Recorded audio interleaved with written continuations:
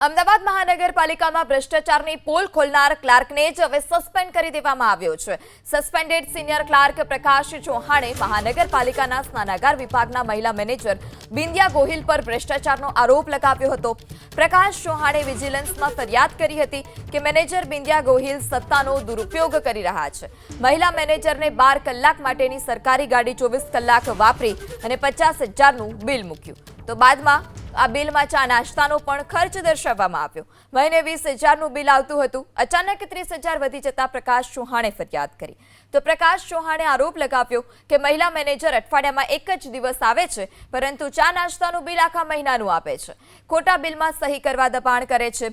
Vigilance સમક્ષ તેણે તપાસની માંગ કરી, પરંતુ તપાસ પહેલા જ વિભાગના ડેપ્યુટી કમિશનરે તેને જ સસ્પેન્ડ કરી દીધા। મહિલા મેનેજરને 12 કલાક માટેની સરકારી ગાડી 24 કલાક વાપરી અને 50,000નું બિલ મૂક્યું, તો બાદમાં આ બિલમાં ચા નાસ્તાનો પણ ખર્ચ દર્શાવવામાં આવ્યો। મહિને 20,000નું બિલ આવતું હતું। અચાનક 30,000 વધી જતા પ્રકાશ ચૌહાણે ફરિયાદ કરી, તો પ્રકાશ ચૌહાણે આરોપ લગાવ્યો કે મહિલા મેનેજર અઠવાડિયામાં એક જ દિવસ આવે છે, પરંતુ ચા નાસ્તાનું બિલ આખા મહિનાનું આપે છે, ખોટા બિલમાં સહી કરવા દબાણ કરે છે। વિજિલન્સ સમક્ષ તેણે તપાસની માંગ કરી, પરંતુ તપાસ પહેલા જ વિભાગના ડેપ્યુટી કમિશનરે તેને જ સસ્પેન્ડ કરી દીધા।